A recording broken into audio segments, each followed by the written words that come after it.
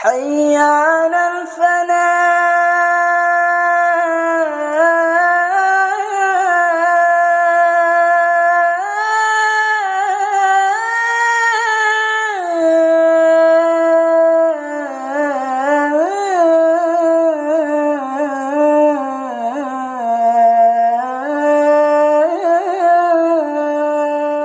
Assalamualaikum warahmatullahi wabarakatuh. Alhamdulillah nahmaduhu wa nasta'inuhu wa nastaghfiruh wa nu'minu bihi wa natawakkalu alaihi wa na'udzu bihi min shururi anfusina wa min sayyiati a'malina. May yahdihillahu fala mudilla lahu wa may yudlilhu fala hadiyalah. Amma ba'd. Alhamdulillah, Bapak, Ibu-ibu, hadirin sekalian jamaah salat subuh rahimakumullah. Kembali kita bersyukur kepada Allah. Alhamdulillah pada pagi hari ini kita semua masih diberi Allah taufik dan hidayah bisa sama-sama memenuhi panggilan Allah. Semoga Allah menerima amal ibadah kita. Amin ya rabbal alamin. Sholawat dan salam semoga selalu tercurah limpah kepada junjungan kita Nabi Agung Muhammad sallallahu alaihi wasallam. Dengan ucapan Allahumma sholli ala sayyidina Muhammad wa ala ali sayyidina Muhammad. Alhamdulillah Bapak-bapak, Ibu-ibu, di dalam kitab Risalatul Mu'awanah ada ditulis satu hadis Nabi yang hadis ini mungkin tidak asing bagi kita, dan hadis ini juga ditulis dalam kitab Arba'in Nawawi. Itu di hadis pertama, innamal a'malu binniyat wa innama likulli imri'in manawa. Innamal a'malu, sesungguhnya sebuah amalan itu hanyalah tergantung kepada niatnya. Ada ulama yang mengartikan sahnya atau nilainya sebuah amalan itu, sebuah perbuatan itu tergantung niatnya. Wa innama likulli imri'in manawa, dan hanyalah apa yang akan didapatkan seseorang itu sesuai dengan niatnya. Faman kana hijratuhu ilallah fa hijratuhu ilallah. Kalau seseorang itu pergi berpindah hijrah, ya artinya berbuat sesuatu itu karena Allah, tujuannya karena Allah, maka dia akan mendapatkan ridha Allah, akan mendapatkan pahala Allah. Wa man kana hijratu ila dunya yusibuha. Dan barang siapa yang perbuatannya itu karena dunia, ya maka akan mendapatkan dunia, tidak mendapatkan apa-apa dari Allah gitu. Kemudian Bapak Ibu yang dimuliakan, ada yang berkaitan masalah niat ini satu hadis juga. Kamin amalin yatasawwaru bi surati amalid dunya fayasiru a'malal akhirat bi husnin niat. Banyak sekali amalan-amalan, perbuatan-perbuatan yang yatasawwaru itu berbentuk, ya, berbentuk atau berupa amalan dunia, ya, amalan dunia. Fayasiru a'malal akhirat. Kemudian amal yang gambarnya dunia tadi Bapak Ibu, ya bentuknya itu seperti amal dunia, ya. Dunia itu ya berdagang gitu. Ya bekerja, kebun, ke ladang, ke kantor, atau semuanya lah urusan-urusan dunia yang nampak kita ini. Termasuk ya mungkin makan, nanti kita jelaskan. Itu akan menjadi amal akhirat. Fayasiru a'malal akhirat gitu. Maka amal yang gambarnya dunia ini Bapak Ibu itu akan menjadi amal akhirat. Artinya mendapatkan pahala, mendapatkan ridho Allah bi husnin niat, sebab baiknya niat gitu. Kemudian wa kam min amalin yatasawwaru bi surati amalil akhirat. Sebaliknya ini, perbuatan-perbuatan amal-amal yang bentuknya ini amal akhirat. Ya seperti ibadah, sholat, puasa, baca Al-Qur'an, sedekah, infak, zakat, haji, umroh. Semua bentuk-bentuk amal akhirat, fayasiru a'malad dunya. Maka menjadi amal dunia, artinya tidak dapat pahala, tidak dapat ridho Allah. Kenapa? Bisuin niat, karena buruknya niat. Nah ini Bapak Ibu. Kemudian ada lagi hadis yang berkaitan dengan niat ini. Niatul mukmin khairun min amalihi. Niat seorang Islam, seorang yang beriman ini akan lebih baik daripada amal itu sendiri.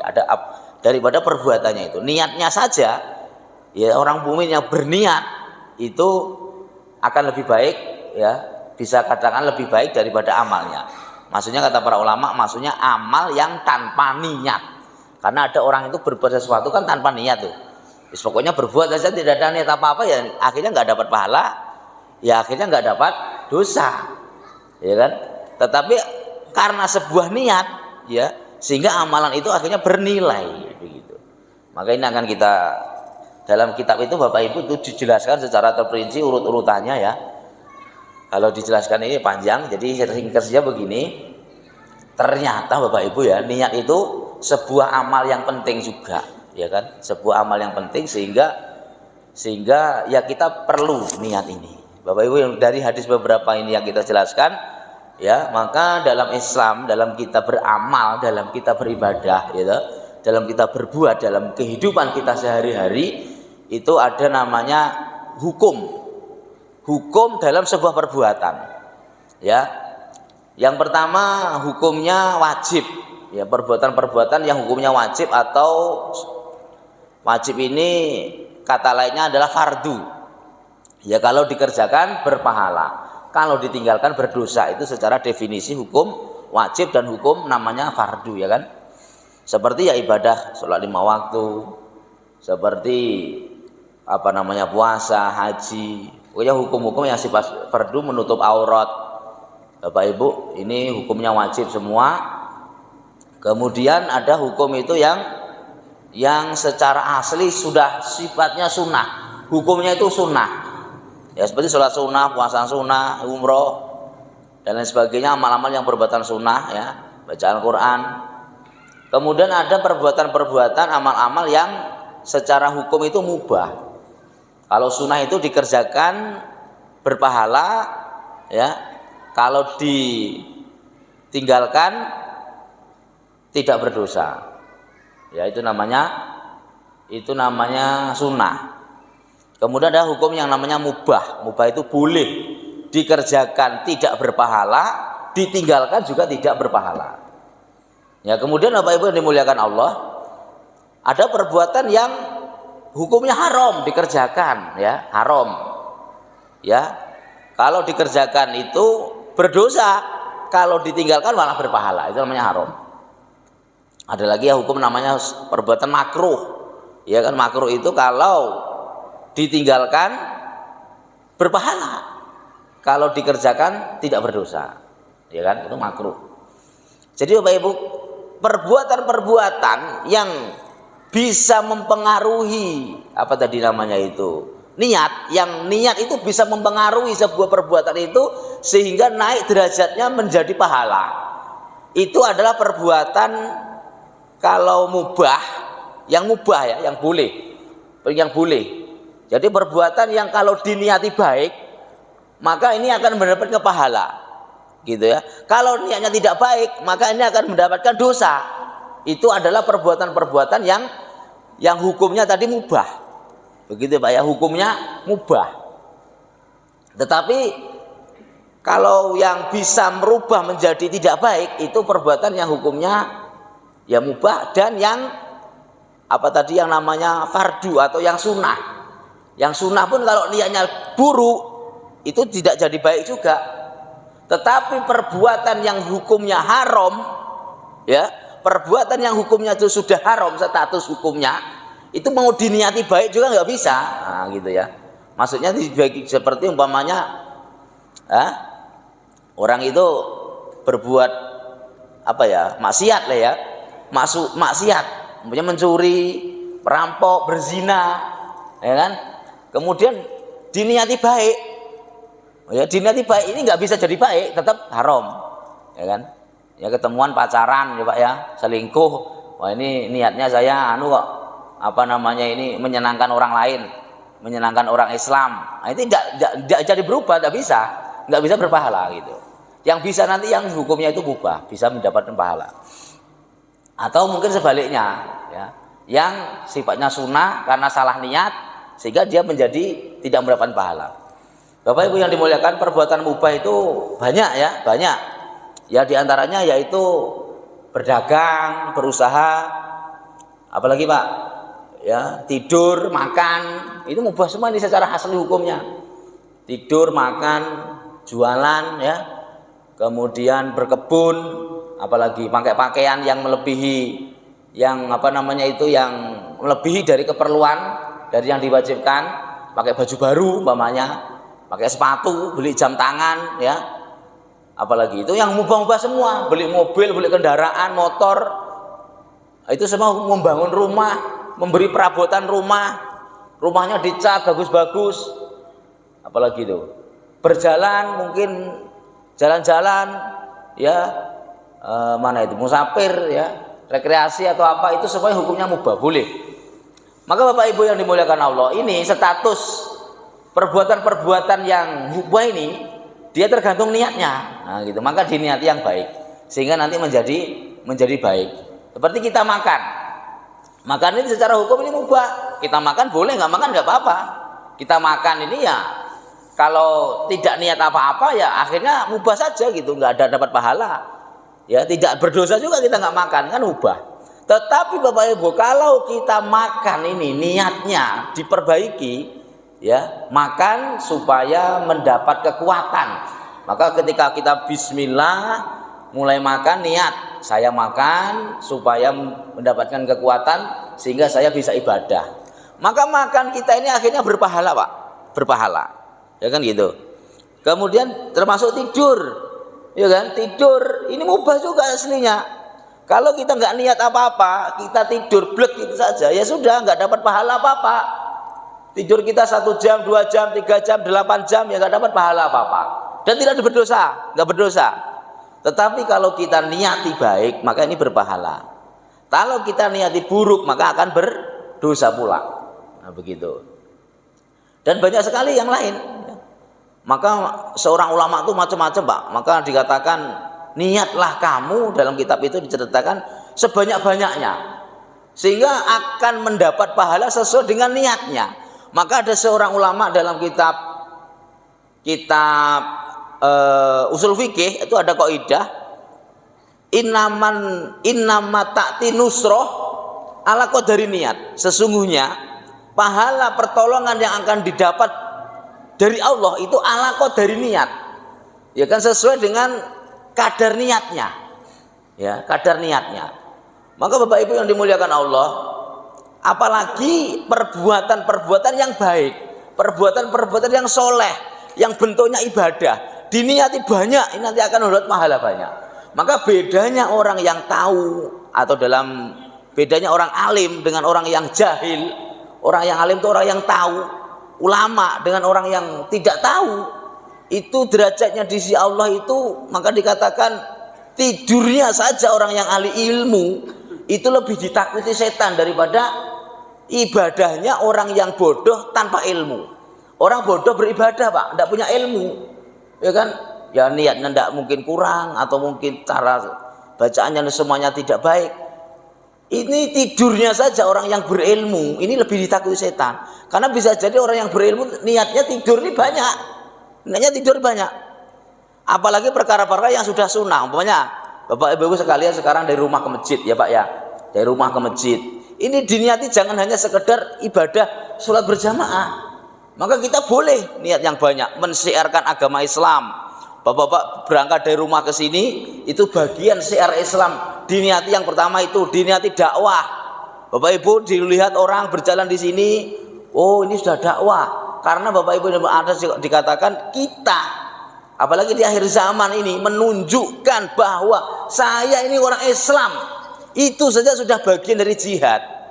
Bahwa pakai peci, pakai jubah, pakai sarung, yang menunjukkan ciri keislaman tok, itu saja sudah bagian dari jihad. Nah, maka diniati, ya, pakai peci, pokoknya necis jadi orang Islam, gitu kan, menunjukkan bahwa saya ini orang Islam, ya, bangga dengan Islam, bangga dengan sunnah.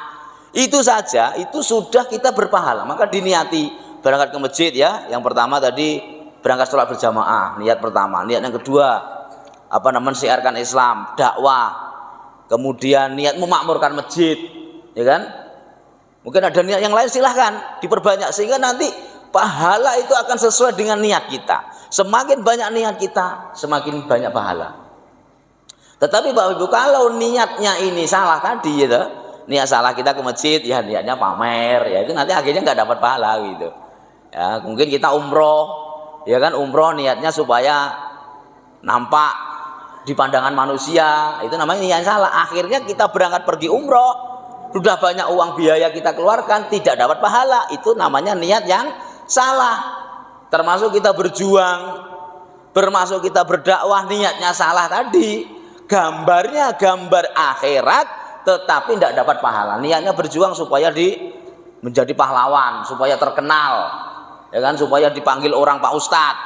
Kita bersedekah, ya kan, menampakkan sedekah kita sehingga nama-nama ini disebut dalam masjid. Wah, saya bangga, saya ini orang paling dermawan di kampung ini. Nah, itu berarti kita niatnya salah, kan, gitu.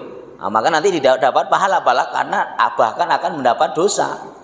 Itu kalau niat yang salah. Maka penting niat ini diluruskan, apalagi dalam urusan-urusan yang memang gambarnya itu gambar akhirat, ya. Maka kita perbaiki niat.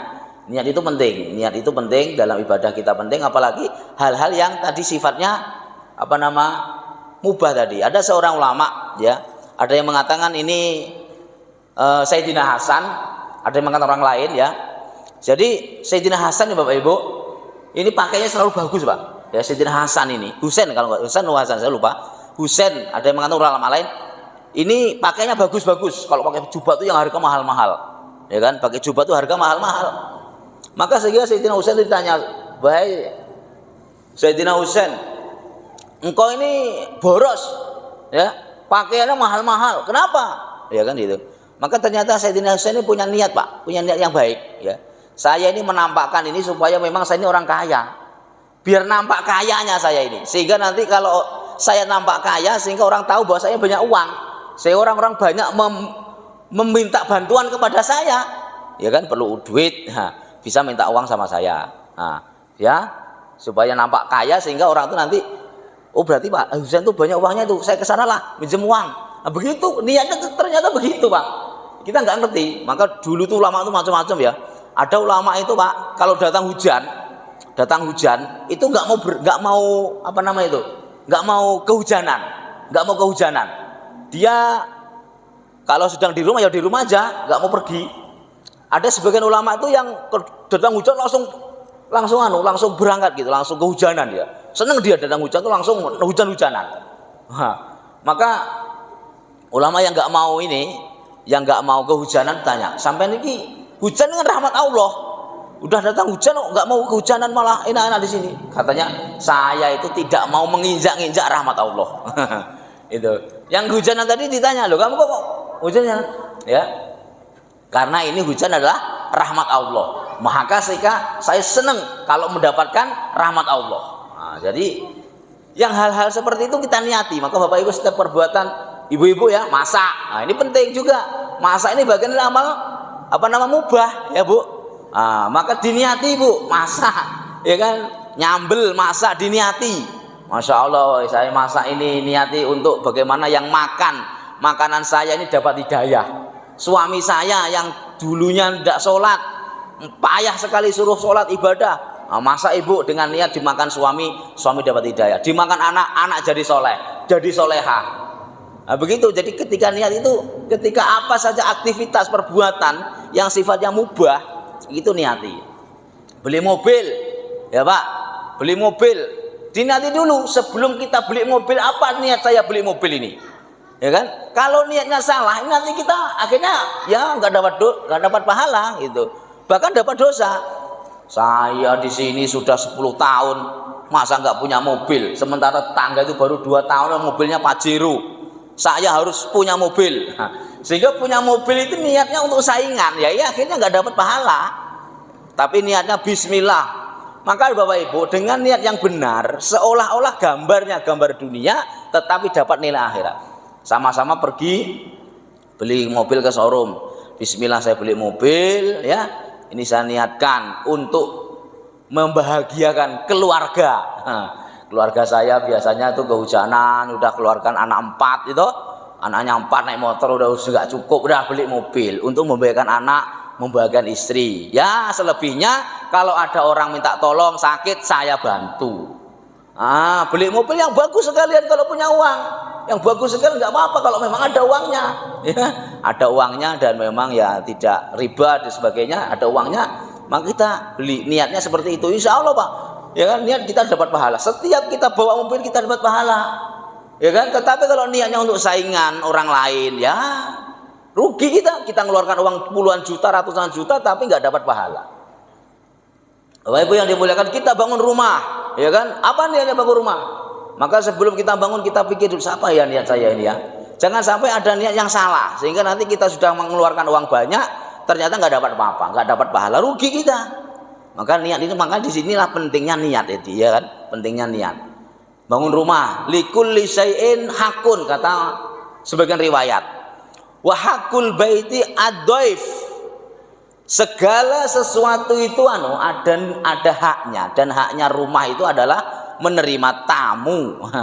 Maka Bapak Ibu bikin rumah itu, yang pertama mungkin niatnya ya untuk membahagiakan anak istri, ya kan, sehingga bisa nyaman. Yang kedua niatnya untuk menerima tamu, Pak, menerima tamu, ya.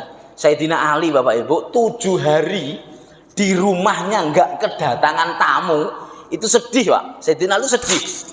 Sayyidina Ali sedih, ya Allah, dosa saya apa ini? Sudah 7 hari kok nggak ada tamu datang ke rumah saya. Begitu Pak. Kalau kita gimana kira-kira Pak? Ya, tamu sering datang sedih apa senang? Kalau Sayyidina Ali sedih, ya mudah-mudahan kita juga sedih ya Pak ya. Jangan kemudian datang tamu malah susah. Tamu lagi, tamu lagi.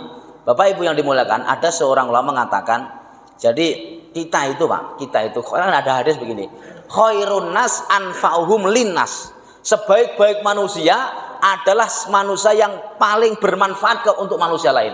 Orang yang baik itu orang yang bisa memberikan manfaat kepada orang lain. Artinya ketika kita itu disibukkan oleh orang lain urusan umat, kita itu jangan ngeluh, ya kan? Berarti kita ini banyak manfaat untuk umat. Berarti kita tambah-tambah kebaikan. Jangan kemudian orang datang ke rumah kita bertamu, kita udah istirahat capek, ya kan? Tamu lagi. Ini kadangnya pengalaman saya sebenarnya Pak ya. Ini pengalaman saya ini ya. Karena saya itu kebetulan ya ada tamu, kadang-kadang istirahat. Itu kadang-kadang hati kita begitu. Teman, saya belajar juga. Berarti kalau saya ini disibukkan oleh orang Islam, urusan orang Islam, berarti saya itu banyak manfaatnya. Berarti kita harus bersyukur. Jangan kemudian kita ngeluh, ya kan? Ya mungkin orang mau nolong minta bantuan kita, ya kita harus, berarti orang ini memanfaatkan saya. Sementara kata Nabi, sebaik manusia itu orang yang bermanfaat untuk orang lain. Nah, berarti saya bermanfaat untuk orang lain, sehingga kita bersyukur, alhamdulillah saya bermanfaat untuk orang lain. Jangan kemudian kita itu disibukkan orang lain, direpotkan orang lain, kita malah susah, kita malah sedih. Jangan, kita bersyukur. Ya berarti kita dimanfaat orang lain. Bapak Ibu yang dimuliakan Allah, Bapak berdagang nih, berdagang, mungkin jual minyak, mungkin jual pakaian, niat yang baik, ya kan? Di samping Bapak Ibu nanti dapat keuntungan, dapat hasil berupa duniawi, dengan niat ibu-ibu berdagang, bismillah saya buka warung jualan minyak, jualan pertalit, buka pom mini, saya niati, berarti kan ini masih bantu orang tiba-tiba jalan motornya macet, mogok, habis minyak, kemudian ngisi sama saya, berarti kan saya bantu orang ini. Nah, saya membantu orang sehingga orang itu bisa meneruskan perjalanan. Di samping Bapak dapat untung, bisa juga dapat membantu orang lain. Bapak-bapak buka baju, beli baju, niati saya ini bisnis buka toko baju, di samping itu juga membantu orang supaya bisa nutup aurat, sehingga dia nutup aurat dengan pakaian yang saya jual, saya dapat pahala. Dan begitu diniati yang banyak, ya, diniati yang banyak. Mungkin sekedar itu sajalah, ya. Sebenarnya banyak perinciannya, tapi secara garis global seperti itu. Maka Bapak Ibu yang dimuliakan Allah, kalau niat kita untuk amal-amal yang sifatnya kebaikan ibadah, ya, maka ini perlu niat. Ya, sebenarnya niat ini kan dalam istilahnya itu an-niyatu fi'lu syai'in muqtarinatan bil fi'li qasdu syai'in, menyengaja sesuatu yang sesuatu itu dibarengi dengan perbuatan, itu namanya niat. Ya, ada menyengaja berbuat kemudian langsung dikerjakan, itu niat. Kalau hanya niat belum dikerjakan, ini ada yang mengatakan namanya azam. Ya, ada banyak perbedaan pendapat para ulama, sehingga ketika kita Allahu Akbar sholat itu Pak, itu banyak itu khilafiyahnya para ulama. Apakah ketika ngangkat tangan Allah itu niat, atau kita sudah niat itu pokoknya niat saya ke masjid itu ya udah niat, nggak perlu lagi memperbaiki, macam-macam perbedaan. Maka ketika kita dalam urusan yang mubah tadi pun begitu juga. Mungkin kita begitu mulai bisnis kan belum berbuat ini, belum berbuat kan nanti kalau sudah dapat hasil. Nah, maka pahala itu didapatkan ketika kita sudah, umpama ini saya niat beli mobil ini, nanti diantaranya kalau ada orang itu bantu minta tolong mengantarkan keperluannya sakit atau apa, saya niati. Nah, maka itu belum dapat pahala itu Pak, itu baru azam. Ternyata ketika betul ada orang minta tolong, nggak kita berangkatkan, itu baru berpahala gitu. Jangan kemudian nanti kita udah kadung niat, nanti ada orang sakit malah sayang pula ya nggak jadi diantar. Ini akhirnya, maka disitulah terbukanya namanya khilafiyah para ulama. Ini panjang ceritanya. Jadi yang penting Bapak Ibu yang dimuliakan Allah, baik urusan akhirat, ya kan, urusan ibadah, ya kita niat yang baik. Jangan sampai kita salah niat. Ya, kalau kita berjuang, berdakwah, bersedekah, ya diniati benar-benar mencari ridho Allah, ya kan. Jangan sampai kita berjuang ini udah capek-capek berjuang, ya kan, karena niatnya salah, sehingga kita nanti namanya perjuangan nih Pak, namanya perjuangan ini akan banyak macam-macam ujian. Kalau niatnya kita salah, nanti di belakang hari udah kadung capek-capek kita, kemudian kita menyesal, kita kemudian mengumpat, ya, diantara pahala itu akan habis dengan jangan kita itu merusak latubdilus sodakoti bil mani wal adha. Ada ayatnya itu, jangan kamu membatalkan sedekah, perjuangan dan sedekah kamu dengan mani wal adha. Mani itu artinya itu mengundat-undat itu kalau bahasa Indonesia apa ya, mengingat-ingat perjuangan. Itu kalau nggak saya dulu nggak akan berdiri masjid ini. Itu udah 20 tahun yang lalu kita sudah berjuang capek-capek, ya kan. Sekarang mungkin ada orang baru yang datang, kemudian kita itu mengundat-undat, habis sudah. Kalau nggak saya nggak jadi nih. Itu sudah 20-30 tahun yang lalu. Nah, itu bil mani wal ada. Ada itu artinya menjadikan orang yang kita infaki sedekah itu sakit hati. Umpamanya orang minta sedekah sama kita Bapak Ibu ya, kalau kita ngasih-ngasih aja, jangan kemudian kita itu mencaci maki. Kamu ini masih muda, semangat bekerja, masih bisa ngapa minta-minta. Wah, itu namanya marahi orang. Itu kita sedekah ya nggak dapat apa-apa. Ya sudah, sedekah saja gitu ya. Nggak usah kita marah-marahi orang itu gitu ya. Ya udah, kita doakan aja. Atau mungkin dinasihati baik-baik. Ya kan? Kadang-kadang kita memberikan sedekah tapi kita marahi orang itu pula. Itu namanya ada, membuat menggelokan itu bahasa Indonesia, membuat sakit hati orang gitu. Kita sedekah tapi ternyata yang kita sedekah itu sakit hati, yaitu akhirnya ya sedekah kita batal gitu. Ya, jadi niat pahala kita sedekah infak itu akan batal yang pertama dengan mani. Mani itu artinya mengungkit-ungkit. Nah, itu bahasa mengungkit-ungkit, ya kan, mengungkit-ungkit perjuangan. Dibahas lagi ya, itu udah dibahas. Ya, namanya kita sedekah infak berjuang Bapak Ibu, seperti kita buang kotoran, ya kan, buang kotoran di pagi hari itu loh. Ya sudah, nggak ingat lagi mau warnanya coklat, warnanya kuning, mau petak-petak, mau bulat, mau kecil, kita nggak tahu kan.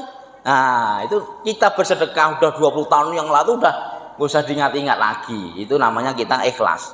Kita buang air itu kan ikhlas ya Pak ya. Ikhlas ya, ikhlas alhamdulillah. Kita nggak ingat kan? Nggak ingat apa yang dikeluarkan tadi, betul nggak? Nggak ingat warnanya apa, bentuknya bagaimana, nggak kita ingat. Hari ini kadang-kadang kita ini belum seperti itu, ya kan?